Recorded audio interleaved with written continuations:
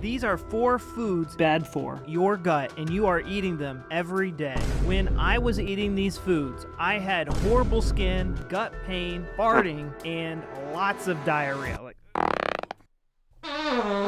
But now all these symptoms are gone. The first food that's causing gut inflammation is so inflammatory, it will actually burn your skin. That is hot peppers. There's a reason why they call pepper spray, because it's made from a chemical found in peppers. So we're going to leave this on my skin the whole video and see how inflamed it gets. Your gut is going to be much more inflamed because your gut tissue is more fragile. But also note, there are people who eat spicy foods every single day and they don't have digestive issues. How many times were you going to the bathroom before you started? Before it was like 2-3 times, but it was all diarrhea. But my main issue was pain, horrible pain, you know? After a week, my symptoms gone completely. Everything was under control. So if you're serious about healing your gut fast, you're going to want to sign up for my 13-day protocol. It comes with educational videos and a 13-day workbook. It is a day-by-day, step-by-step guide that shows you exactly what I did to get better, and it has worked for many, many others. Go down in the description to learn more, and I also have a free webinar. Food number 2 to avoid is alcohol. So your body is already under enough stress trying to repair your gut. We don't need to put it under more stress. But the one thing that I want you to be aware of is there are a lot of alcoholics and people who drink way too much, and they have very good digestion. Why is that? The third food that people will tell you to avoid is dairy. Can you think of an easier to digest food than dairy? It is so easy to digest, an underdeveloped baby's gut can digest it. It has every single nutrient vital for life. It's approved by biblical text, and even the Mayo Clinic used to use it as a treatment for digestive issues. So dairy is obviously a nutrient-dense and easy to digest food. Then why do some people react to it? What controls everything in your body? Your brain. Therefore, what controls your gut? Your brain. So Dr. Hammer discovered that all gut conditions start with something called a conflict shock, a stressful event that catches us off guard. It impacts the brain. You can see this impact on a CT scan. This is my CT scan right here. I had multiple conflict shocks, and we can see that my colon and my small intestine has been put into overdrive and was causing me a lot of symptoms.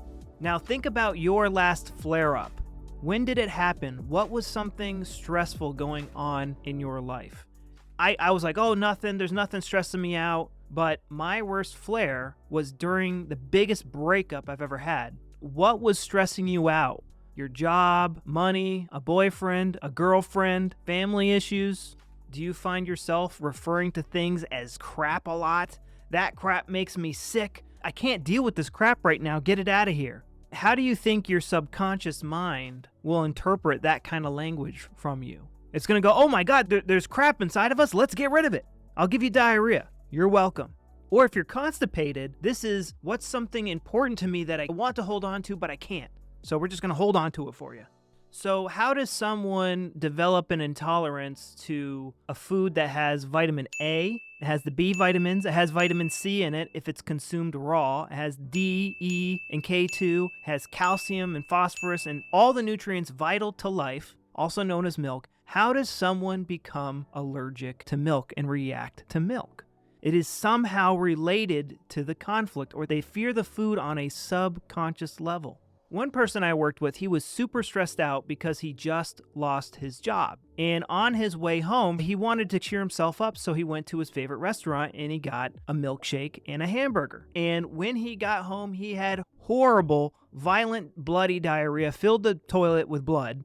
And he went, wow, that hamburger and that dairy, all those vitamins and minerals, they caused my Crohn's, my colitis. Even though he had eaten these foods a million times before, even though there were hundreds of other people in the restaurant that day that ate those same foods, even when he took these foods out of his diet, he still had symptoms. He still blamed the food until he realized that it was losing his job that put his gut in and out of overdrive that was causing his symptoms, not energy and nutrients. But Mike, wouldn't everybody have gut issues if it was caused by stress? So it's not caused by stress. It is caused by a conflict shock, a stressful event that catches us off guard, the subconscious mind off guard. It's impossible to predict how the subconscious mind is going to perceive a stressful event.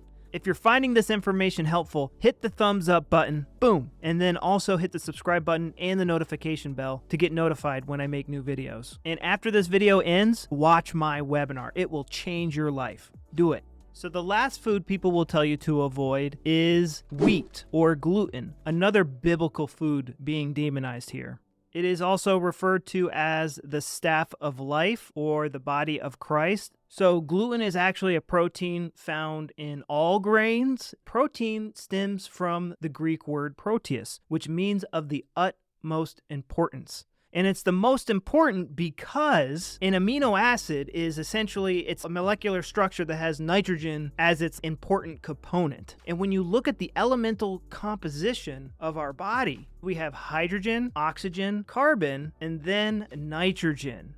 Nitrogen is one of the biggest building blocks of the body, also known as protein. So grains are actually the most nutrient-dense part of the grass, and humans have been eating them for thousands and thousands of years. Now, obviously, you want to get these foods organic and avoid the pesticides. The overall message of this video is that foods are not causing your digestive conditions. Your gut was put into overdrive through a stressful event. And being afraid of food and viewing food as toxic, when it gets into your body is just going to want to eject it, either with vomiting or with diarrhea. We need to believe that all food is safe. This is the only food that I know of that can truly be weaponized, which is hot pepper, and why this is so hot right now. Go watch my webinar.